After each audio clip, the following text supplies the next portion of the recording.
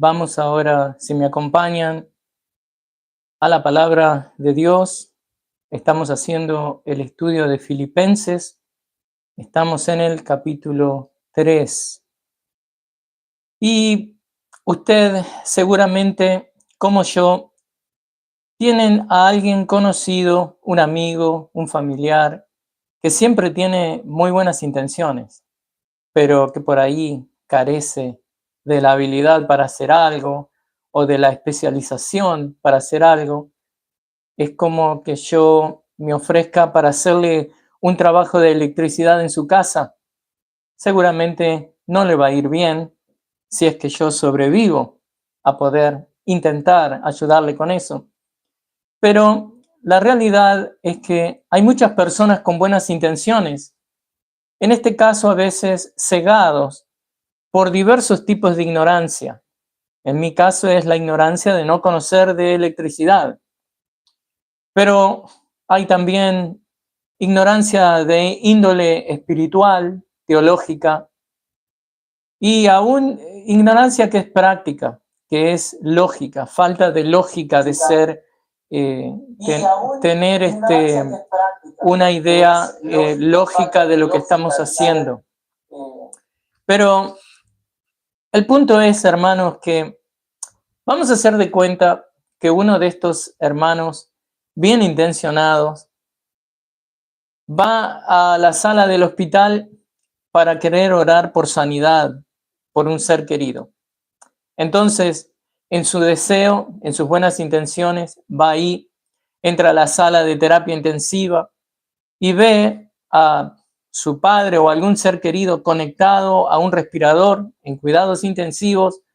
¿Y qué es lo que va a hacer? Va a tratar de, con su buena voluntad y con su fe, hacer el milagro y, en un sentido, dejar a un lado lo que la lógica indica. Es obvio que mientras el respirador artificial funciona, el paciente vive. Pero este buen hombre, en nuestro ejemplo, en nuestra ilustración, con muy buenas intenciones, decide desconectarlo, diciendo, oh, yo puedo orar por él, o si no, puedo ayudarlo a respirar, o voy a hacerlo manualmente. Después de todo, es mi padre, él me dio la vida. Y como se darán cuenta, el resultado no sería vida, sino muerte.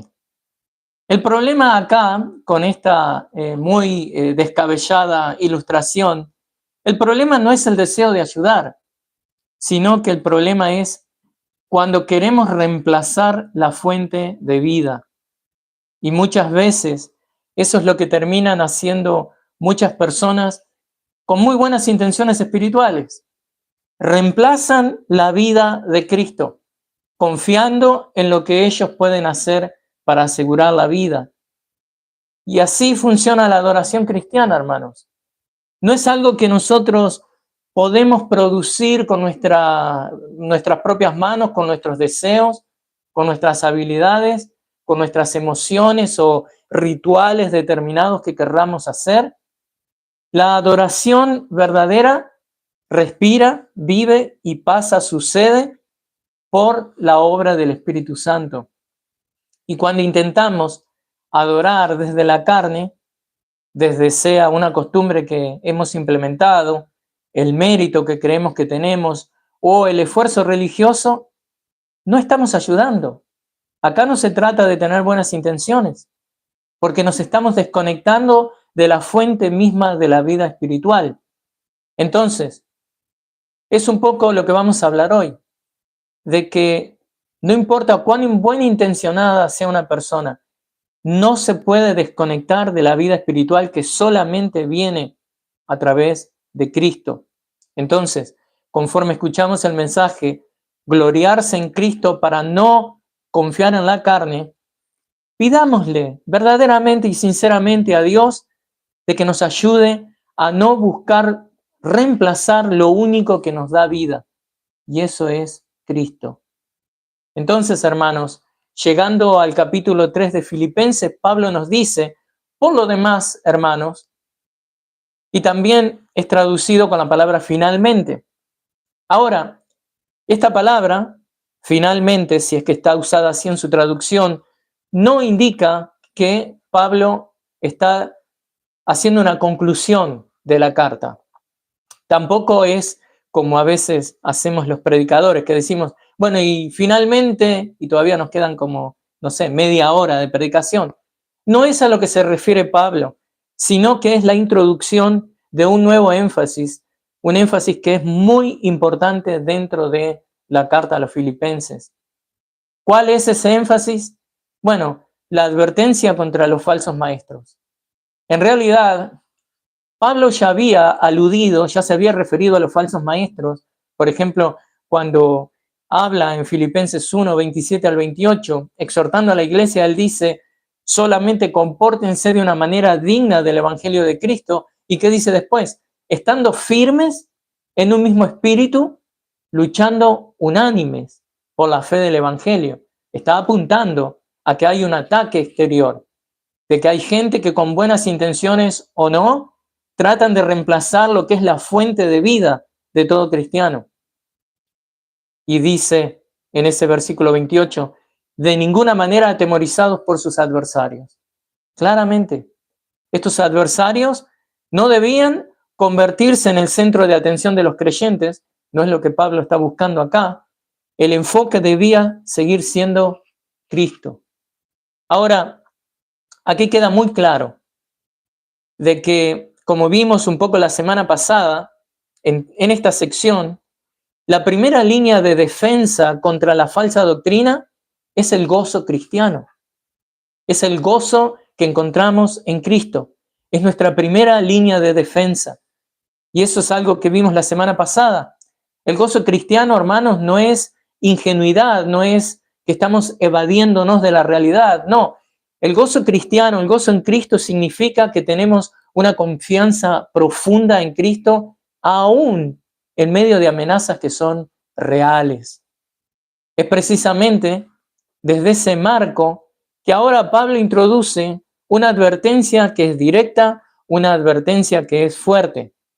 ¿Qué es lo que dice? Cuídense de esos perros. Pero antes de llegar a esa advertencia, Pablo deliberadamente les dice en el versículo 1, a mí no me es molesto escribirles otra vez lo mismo, y para ustedes es motivo de seguridad.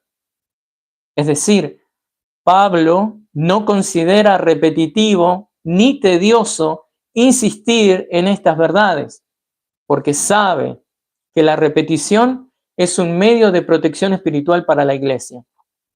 Y aquellos que están lidiando conmigo constantemente, me están escuchando, y aquellos que yo pastoreo, una y otra vez me van a escuchar repitiendo verdades que por ahí usted piensa, pero eso yo ya lo sé. Pero la repetición de las verdades que conocemos son una salvaguarda contra los enemigos de la verdad. Entonces, el apóstol presenta acá, dando, digamos, de nuevo esa idea bien clara, no me molesta tener que repetir cosas. Él ahora presenta un contraste muy marcado y viene en los versículos que vamos a estar estudiando hoy. Versículo 1, el final del versículo 1, y luego los versículos 2 y 3 del capítulo 3. Y les leo. Si usted ahí toma su Biblia y me acompaña, estamos haciendo el estudio de Filipenses. Entonces, dice Pablo, versículo 2, cuídense de los perros, cuídense de los malos obreros, cuídense de la falsa circuncisión, porque nosotros somos la verdadera circuncisión, que adoramos en el Espíritu de Dios, nos gloriamos en Cristo Jesús y no ponemos la confianza en la carne.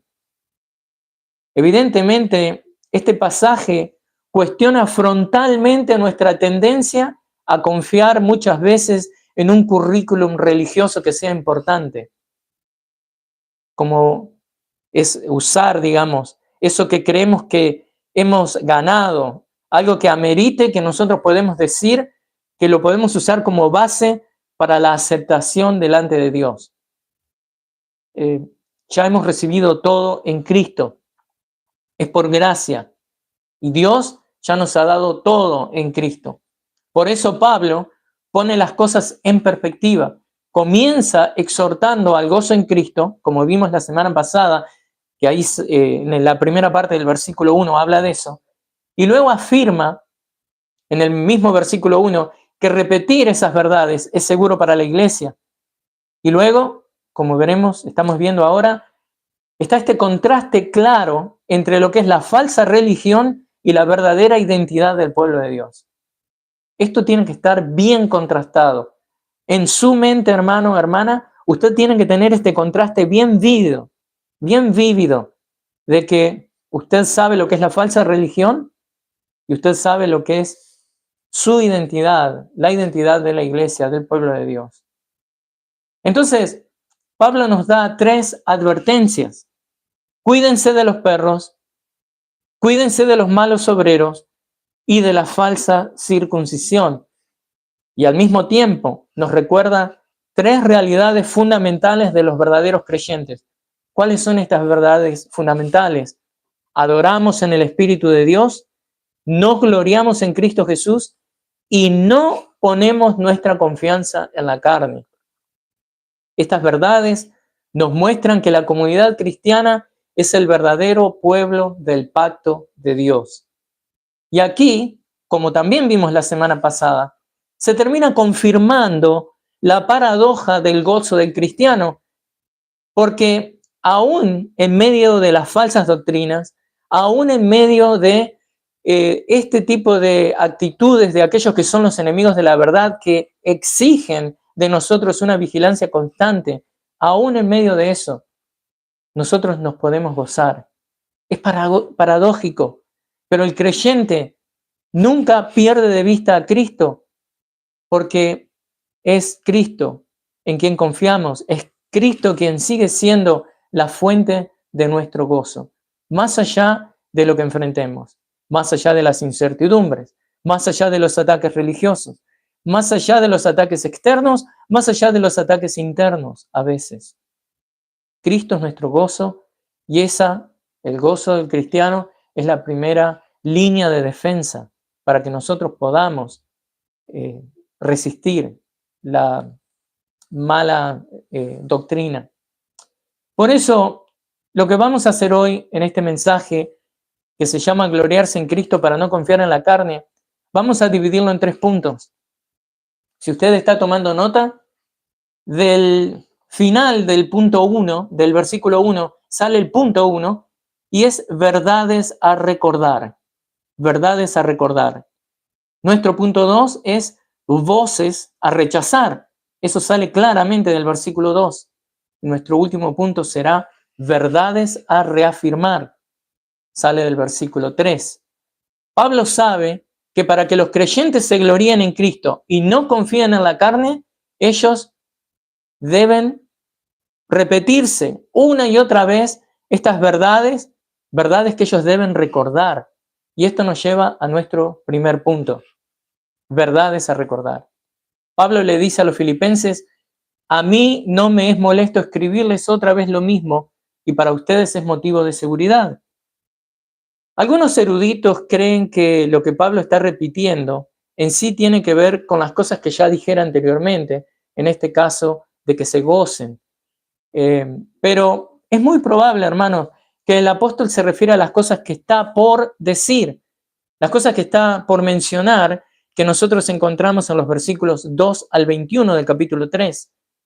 Pablo ya les había advertido anteriormente acerca de los falsos maestros, como todo padre o toda madre le repite a su hijo ¿qué? Advertencias y consejos. El apóstol está haciendo exactamente lo mismo con esta congregación. Pablo le dice que no le es molesto hacerlo. Para lo que usa la palabra, digamos, es clara. Cuando dice finalmente, ¿no? Él no empieza, como les digo, algo nuevo. No le molesta volver a repetir esto. No le molesta volver en un sentido en la repetición, empezar a tratar cosas que ya ha hablado y enseñado, introduciendo nuevos conceptos que ayuden a entender los conceptos que él ya les ha hablado y le ha enseñado. Entonces, volvemos a eso, no está cerrando la carta. En un sentido, en este versículo 1, cuando Pablo dice, permítame que se los lea, por lo demás, lo tengo acá, pero seguramente la Reina Valera lo dice finalmente, esto no es un adiós. Pablo no está cerrando la carta, no, es más, él está en un sentido levantando la voz. Su voz se levanta, no en un sentido de gritarle a alguien, sino de que presten atención. Es un cambio de tema. Ahora habla de algo que es muy serio, muy importante y que ya ha repetido anteriormente. Y esto es el tema de los falsos maestros. Ya lo vimos mencionados, sobre todo en el versículo 28, pero el enfoque sigue siendo el mismo, que a pesar de esto que les va a hablar, se regocijen en Cristo. Entonces, ¿qué es lo que vemos acá? Pablo nos dice de que en esta repetición él no se siente molesto, él no siente pereza, no le fastidia, porque son verdades a recordar, a modo de que nosotros podamos gloriarnos en Cristo y no estemos confiando en la carne. Y la palabra que usa es esta palabra, acerca de la repetición. Dice, usa la palabra asfalés. Escuchan la palabra asfalés. ¿A qué les suena? De ahí obtenemos la palabra asfalto. O sea, significa que es algo firme, es algo estable, es algo seguro. Esta repetición que le va a dar afirma y trae seguridad a los creyentes. La verdad repetida, hermanos, ancla nuestra alma, la mantiene segura frente a la novedad y el error. Algo que muchos hermanos, sobre todo si son nuevos en la fe, están en un sentido en peligro de estar escuchando constantemente cosas. Y hay gente, tristemente, ya con años en el Evangelio, que siempre están buscando la novedad, como si van a encontrar algo que es novedoso acerca del Evangelio. Puede ser que encuentren algo que ellos no conocen, pero no hay nuevas doctrinas. Entonces, esto es importante. La sana doctrina, hermanos, no se trata de novedades. Hay gente que dice, no, yo me aburro de escuchar siempre lo mismo. Pero bueno, si eso es lo que Dios ha puesto en el calendario para ti, escuchar una y otra vez, a veces lo mismo, hay una razón por la que Dios providencialmente hace eso. Pero esta es una realidad. Tu seguridad, estar establecido en la fe, no lo vas a encontrar en las novedades. No estés buscando constantemente algo nuevo. ¿Qué dice Pablo a Timoteo? Que muchos van a buscar lo que les agrade al oído y le van a escapar a la sana doctrina. No necesitamos lo último que diga un orador famoso. No necesitamos eso.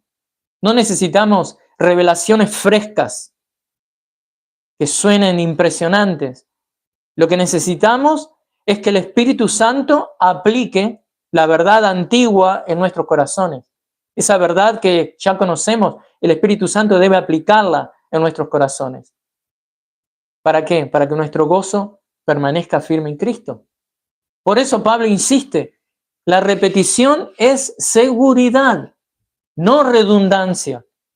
Por eso estamos viendo el punto 1, verdades a recordar. El corazón humano olvida, el corazón humano se distrae, se fascina con lo nuevo. Pero el pastor fiel alerta, recuerda, protege, no solo consuela, también advierte. Veamos dos aplicaciones para nosotros hoy de esto que estamos viendo. Valoremos la repetición doctrinal. Y no estoy diciendo, hermanos, que un pastor o un maestro no debe prepararse y debe estar repitiendo exactamente lo mismo y debe estar trayendo exactamente lo mismo, el mismo pasaje, pero si es el mismo pasaje que lo predica en un año, no ha ganado profundidad en ese pasaje. No porque va a descubrir novedades nuevas, pero él, a la luz del Espíritu Santo, tiene que creer y crecer en el entendimiento de ese pasaje. Es como el minero que va a lo profundo a buscar por ahí 5 gramos de oro. Es el mismo trabajo del maestro, del pastor, que luego sube a la superficie y cuando comparte las verdades que ha aprendido, puede bendecir con, digamos, frescura el mismo pasaje que por ahí enseñó el año anterior. Pero debemos valorar la repetición doctrinal. Escuchar la misma verdad una y otra vez no debilita nuestra fe, nos fortalece. Fortalece la fe. Nos recuerda dónde está nuestra esperanza y dónde está nuestro gozo. Pero hay otra segunda cosa que debemos hacer. Evaluemos la novedad con discernimiento. Cuando usted escucha algo que le suena novedoso, puede sonar maravilloso, pero Satanás y sus secuaces son muy astutos. Usted tiene que usar el discernimiento para evaluar aquello que es novedoso. Y la única manera de usar el discernimiento es si usted conoce la palabra. Las ideas frescas no santifican. ¿Quién santifica? El Espíritu Santo. Él sí santifica. La palabra de Dios, hermanos, no envejece. ¿Qué es lo que envejece? Nuestros corazones. Si no estamos buscando a la luz de la palabra, pero también a la luz de la intimidad que tenemos que tener con Dios, de refrescar lo que estamos aprendiendo. Entonces, recordar estas verdades nos prepara para algo más, reconocer y rechazar las voces peligrosas. Porque todo aquello que desplaza la gloria de Cristo, todo aquello que promete seguridad fuera de Cristo, debe ser ¿qué? Identificado y debe ser rechazado. En el próximo punto veremos justamente cómo voces falsas intentan engañar a la iglesia. Y eso es constante. Eso empezó en el jardín del Edén, la voz falsa de la serpiente, tratando a Dios de mentiroso, cambiando la palabra de Dios. Y eso es lo mismo que Satanás sigue haciendo hoy en día. Por eso nosotros debemos que a esas voces falsas, a esas voces de aquellos que Dios no mandó, porque si no sale de la palabra de Dios, Dios no lo mandó. Y esas voces deben ser ¿qué? Deben ser identificadas. Deben ser, en un sentido, hermanos, hechas a un lado. Porque debemos poner nuestra confianza en Cristo. Nuestro gozo y confianza en Cristo nos protegen de esas cosas. Por eso ahora, yendo al punto 2, que sale del versículo 2, vamos a ver voces a rechazar. Si hay verdades a recordar, hay voces a rechazar. Pablo escribe en el versículo 2, cuídense de esos perros, cuídense de los malos obreros, cuídense de la falsa circuncisión. Voces a rechazar. Si en el primer punto vimos que hay verdades que deben recordarse, ahora Pablo avanza con igual firmeza, mostrándonos que hay voces que deben ser rechazadas completamente. El apóstol acá no suaviza el tono. 3 veces repite la misma advertencia. Cuídense. No es una sugerencia, no es una invitación al diálogo, no, es un mandato urgente y continuo, porque es expresado en un verbo que requiere de nosotros que hagamos eso constantemente, continuamente y con urgencia. Es el mismo tono que usamos cuando le decimos a un hijo, ten cuidado con los desconocidos. No para que a esos desconocidos él los observe y aprenda de ellos, no para que los mire con curiosidad, sino para que se mantenga alerta ante los peligros reales que estos desconocidos pueden traer a su vida. Entonces el verbo que Pablo utiliza, cuídense, es un imperativo activo, es una orden que debe ser aplicada, que en un sentido podemos traducir como que dice, hermanos, manténganse vigilantes, estén en guardia constantemente. Y no es que estoy diciendo que el cristiano debe vivir paranoico, no, pero debe vivir discerniendo lo que escucha, lo que ve. Esta advertencia es tan seria no solo por lo que podía ocurrir en Filipos, sino por lo que Pablo ya había sufrido a manos de estos falsos maestros en el pasado.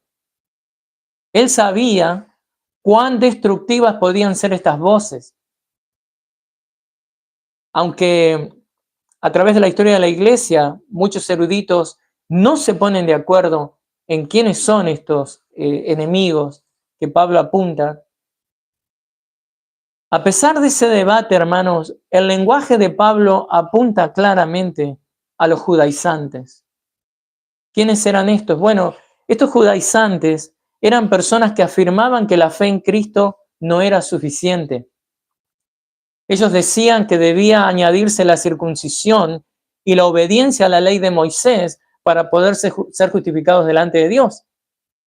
Y Pablo describe a estos peligrosos enemigos de la verdad, los describe con tres expresiones muy fuertes. No porque él los odia a ellos como personas, pero sino porque el error doctrinal, hermanos, nunca es neutral. Por eso tienen que haber ancianos en las iglesias, no solamente para pastorear las ovejas, pero apalear a los lobos, echarlos fuera. No porque no amemos a la gente, pero amamos la verdad. Y el pueblo de Dios se alimenta con la verdad, no con la mentira. Entonces, debemos entender de una vez y para siempre de que la doctrina no es algo neutral. Si la doctrina es mala doctrina, eso envenena el alma y eso trae perdición. Solamente cuando la doctrina, sana doctrina, doctrina bíblica bien interpretada, es cuando eso alimenta al alma. Eso ayuda al creyente a que conozca más a Cristo, a que se goce más en Cristo y a que tenga y gane discernimiento para saber discernir entre la verdad y el error. Entonces, él está siendo muy serio acá, hermanos. Espero que ustedes capten el tono fuerte con el que habla el apóstol, porque a estos enemigos, a estos falsos maestros, primeramente los llama perros. Y aquí no estamos hablando de mascotas domésticas, sino que perros eran perros salvajes, eran inmundos, eran carroñeros, vivían comiendo basura, transmitían enfermedades. En el mundo antiguo, tanto los judíos como los gentiles veían a estos animales como animales impuros. Y acá viene una ironía, ¿no? Porque irónicamente los judaizantes solían llamar perros a los gentiles, algo bien despectivo. Y Pablo en un sentido les devuelve la etiqueta y dice, los verdaderamente impuros son los que distorsionan el evangelio. Hermanos, debemos entender eso. Debemos llevarnos esta verdad al corazón. Por eso tenga mucho cuidado de qué se alimenta, qué es lo que está mirando en las redes sociales. Porque no todo el que habla de Dios es de Dios. La falsa piedad puede ser feroz. Lobos con piel de oveja, o disfrazados, o queriendo aparentar. La falsa piedad tiene lenguaje religioso, pero un corazón no regenerado. ¿Y sabe qué quiere decir eso? Que no es de la familia de Dios. ¿Y sabe qué quiere decir eso? Que un corazón no regenerado, sirviendo a la grey de Dios, no le da alimento a la grey de Dios. Estas personas que se alimentan de aquello que no da vida deben ser identificadas y deben ser rechazadas. Ahora, el apóstol, en segundo lugar, los llama malos obreros. Estos no eran malos obreros porque estaban ociosos. Alguien puede pensar, ¿no? En la obra, ve a alguien cruzado de brazo, ¿no? En la construcción. Qué vago, qué ocioso, qué mal obrero. Pero no es lo que estamos hablando acá, al revés. Estos malos obreros no son ociosos, todo lo contrario.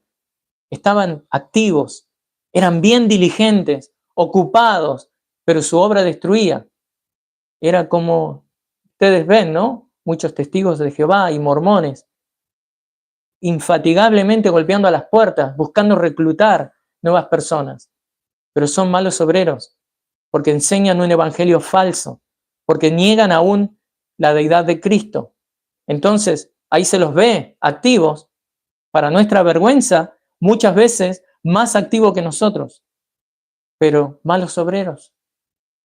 Y Pablo los llama obreros engañosos en otro lugar, 2 Corintios 11. Y está hablando de los judaizantes. Aparentemente un grupo de cristianos, judíos, porque recuerden que cuando la iglesia nació, eso era lo que había, cristianos judíos, que no solamente creían en Cristo y decían que Cristo era suficiente, sino que había que mantener las cosas de la ley. Y estos hombres que andaban, justamente no iban a las sinagogas, sino que tampoco creaban sus propias iglesias, sino que iban a las iglesias ya establecidas a compartir su veneno. Ellos se veían a sí mismos como buenos obreros. ¿Por qué? Porque eran celosos de la ley. Pero su mensaje producía malos frutos, porque alejaba a las personas de la suficiencia de Cristo. Y esto es clave, hermanos. La actividad ministerial no valida la doctrina. Y tengo que decirlo, me he cansado de ver, sobre todo en iglesias con muy buena intención, iglesias carismáticas, donde hay gente que está convencida que va a llegar al cielo si puede, ¿qué? Abrazarse a la ley. Y van en contra del evangelio de Cristo. ¿Rechazamos la ley? No, la amamos, pero no podemos cumplir la ley y eso lo sabemos. La ley Dios la dio para, aún en un sentido, condenar nuestro pecado, llevarnos a Cristo, ¿no? Y una vez que estamos en Cristo, ¿qué hacemos? Amamos la ley. Vivimos llenos del Espíritu para tratar de honrar a Dios en amor, por amor, no para ganarnos el favor de Dios y vivir la ley. No la rechazamos, pero no tomamos la ley como lo que podemos nosotros cumplir para ser salvos.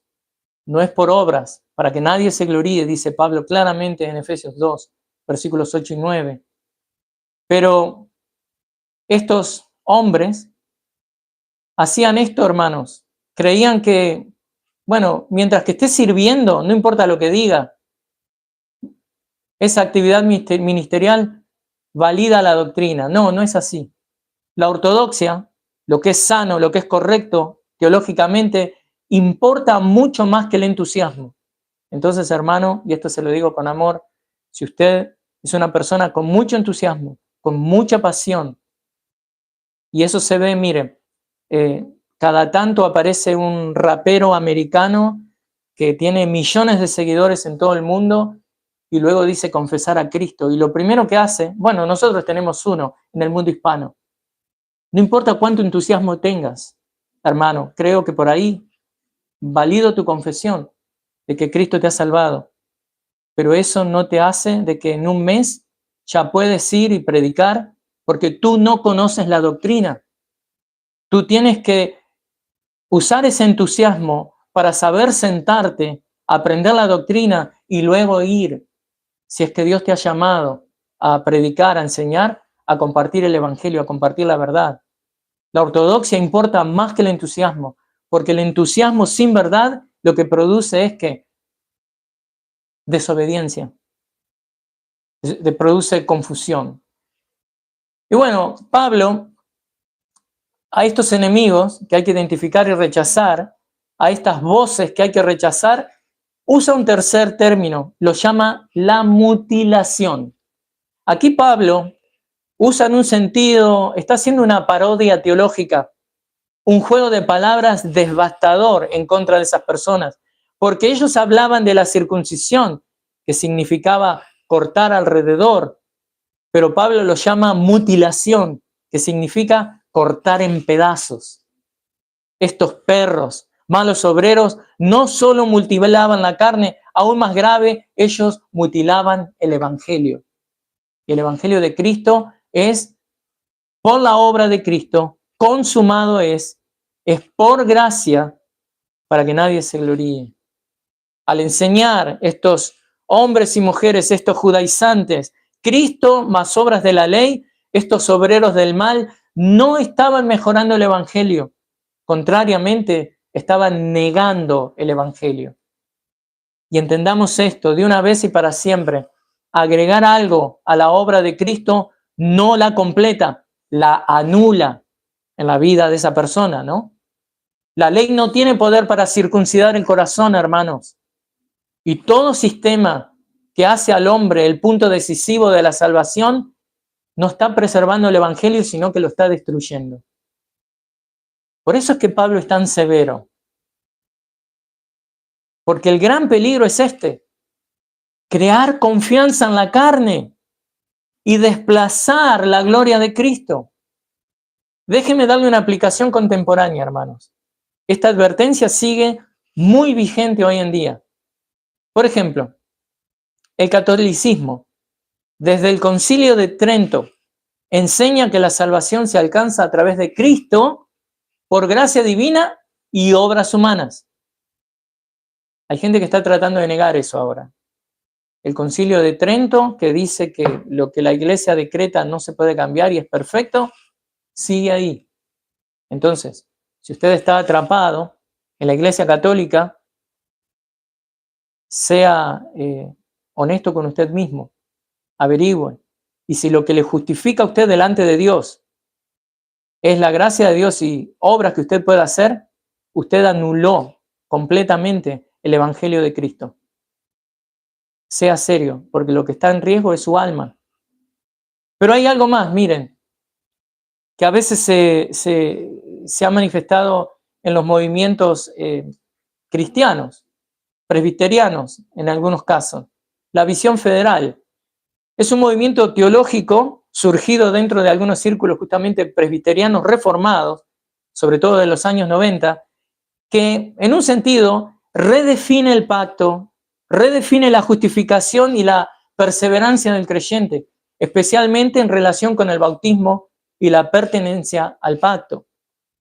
Esta visión federal enseña que una persona puede estar realmente unida a Cristo de manera pactual por el pacto, especialmente por medio del bautismo.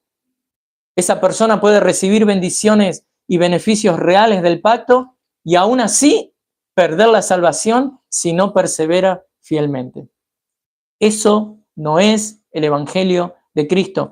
Esas son voces a rechazar porque eso es gloriarse en la carne. Y el mensaje de hoy es bien claro: gloriarse en Cristo para no confiar en la carne. Y hemos visto que hay verdades que debemos repetirnos y repetirles a otros constantemente, verdades a recordar. Hay voces a rechazar. Hermanos, en este caso, ¿qué es lo que hace esta gente? La justificación no descansa exclusivamente en la obra perfecta de Cristo, sino que queda condicionada en última instancia a la fidelidad humana. Y el problema de fondo es este: aunque usa un lenguaje reformado y de pacto, la visión federal termina desplazando la confianza de Cristo, mirando a la carne, confiando en la carne, en lo que nosotros podemos producir, haciendo que la obediencia deje de ser fruto de la salvación y se convierta en nuestra obediencia en un factor decisivo para la salvación. No es el Evangelio verdadero. Por eso, desde la perspectiva de Filipenses 3, esto no preserva el Evangelio. Este tipo de doctrinas, este tipo de voces a rechazar, alteran el Evangelio, porque donde Cristo deja de ser suficiente, la carne comienza a ocupar su lugar. Y bueno, les doy otro ejemplo: el arminianismo. El arminianismo práctico no siempre es algo que se confiesa abiertamente en la doctrina, pero el arminianismo práctico vive esta doctrina y lo expresa cuando la seguridad de la salvación descansa. ¿Dónde descansa? ¿En la obra completa de Cristo? No. Descansa en la constancia, en la decisión o la fidelidad del creyente.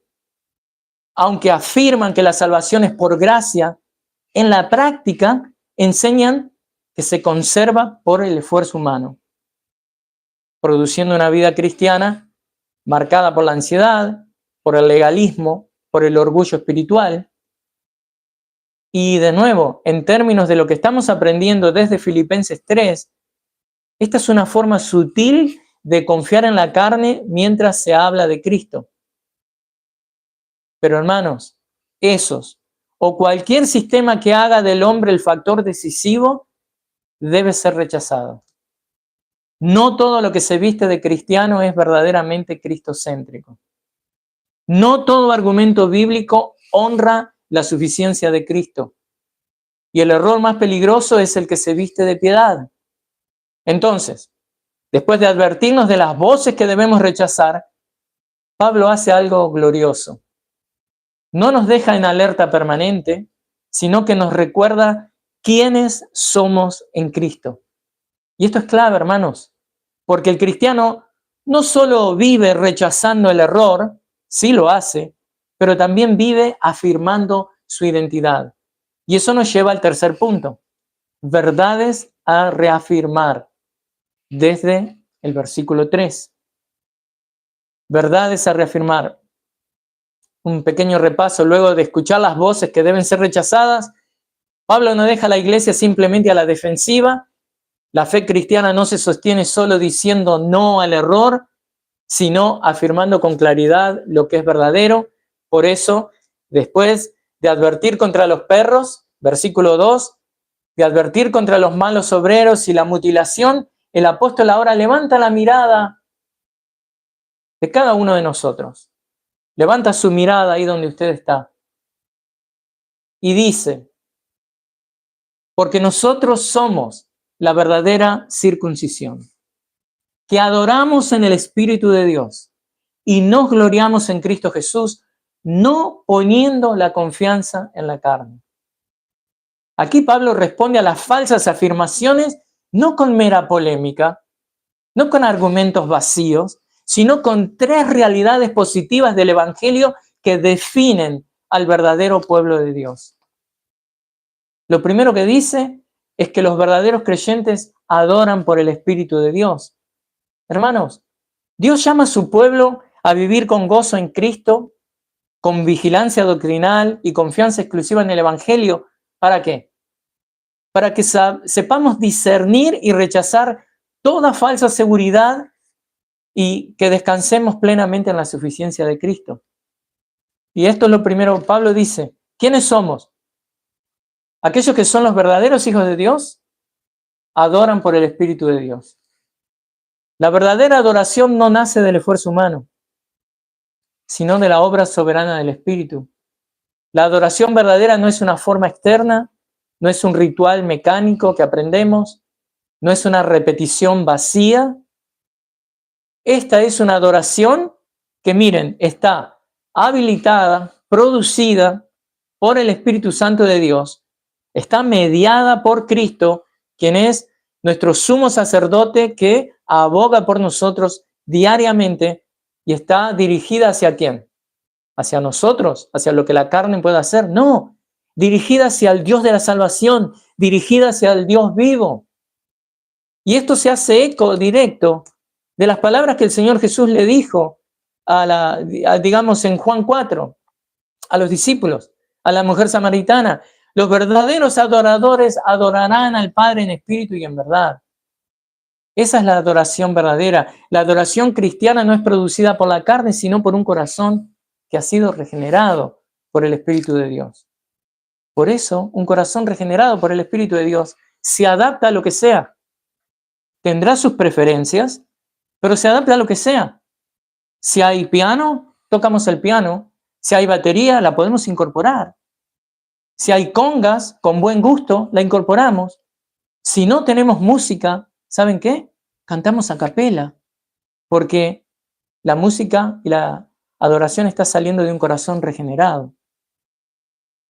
No necesitamos un, digamos, escenario con luces, con humo que salga, con una banda de rock and roll tocando, digamos, a todo lo que da para decir, oh, estamos adorando a Dios. No.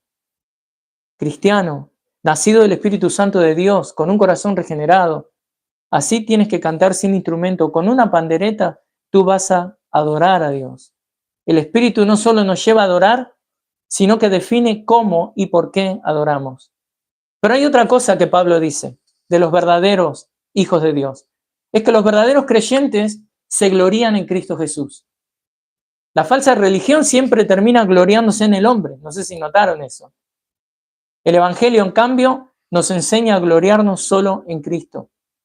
Hermanos, la Biblia claramente nos muestra que Cristo es el único fundamento de nuestra justicia, lo que nos justifica delante de Dios. Cristo es el único motivo legítimo de orgullo para nosotros. Cristo es el centro absoluto de nuestra identidad espiritual. No hay lugar para la autocomplacencia espiritual. No hay espacio para que digamos, no, pero miren mi currículum religioso. Años. Y he servido en esta, digamos, calidad como director de esto o haciendo tal cosa. No. No hay lugar para eso, no hay margen para compartir la gloria. La gloria es de Dios. Y la salvación no magnifica los logros humanos, magnifica la gracia soberana de Dios en Cristo. Y como diría Pablo en otro lugar, el que se gloría, gloríese en el Señor. Pero hay una tercera cosa que Pablo nos muestra acá, y son verdades a reafirmar. Los verdaderos creyentes no ponen su confianza en la carne. Estamos en el versículo 3 del capítulo 3. Aquí Pablo, en un sentido, toca el nervio, ese nervio expuesto que está al aire libre de todo sistema falso. Acá sí le dio bien en el nervio. ¿Qué es? La confianza humana. Los verdaderos creyentes no ponen su confianza en la carne. El creyente verdadero no descansa su seguridad en la herencia religiosa. Oh, lo que mi padre creía. Oh, soy parte del pacto, porque la familia, el que primero creyó, me incluyó como parte del pacto. Tampoco puede descansar el cristiano verdadero en rituales externos, educación teológica. Créame que cuanto más sabemos, en un sentido más vamos a tener que rendir cuenta a Dios. Pero hermanos, los verdaderos creyentes no ponen su confianza en la carne y no ponemos nuestra confianza en cuanto sabemos, la educación teológica que tenemos. Tampoco podemos descansar en el celo ministerial. Nada de eso nos puede justificar ni preservar y menos que menos asegurar la salvación. Por eso, este versículo, el 3:3, prepara magistralmente el camino para el testimonio autobiográfico que Pablo nos va a dar en los versículos 4 al 11. Que no se lo pierdan la semana que viene, si Dios quiere, ya todos juntos en la iglesia. Porque ahí Pablo nos va a demostrar que si alguien pudiera haber confiado en la carne, ¿quién era? Ese era él. Y sin embargo, ¿qué hizo? Lo abandonó todo por la excelencia de conocer a Cristo. Entonces, conforme nos acercamos a la conclusión de este mensaje, quiero reiterarles y dejarles el corazón de este pasaje. Dejarles el corazón mismo del mensaje que les estoy dando hoy. Todo lo que desplaza la gloria de Cristo termina poniendo la confianza en la carne, en uno mismo. Esto no es algo neutral, hermanos. Donde dejamos de ver a Cristo, nos estamos viendo a nosotros. Todo lo que pone la confianza en la carne, ¿qué es lo que pasa? Destruye el Evangelio. Por eso Pablo no solo nos advierte contra las voces falsas, sino que nos llama a reafirmar quiénes somos en Cristo. ¿Y quiénes somos en Cristo? Bueno, somos un pueblo que adora por el Espíritu, se gloría en Cristo y no confía en la carne. Por eso el título de nuestro mensaje, gloriarse en Cristo para no confiar en la carne. No se trata solo de rechazar errores evidentes, sino de examinar dónde verdaderamente está descansando nuestra confianza.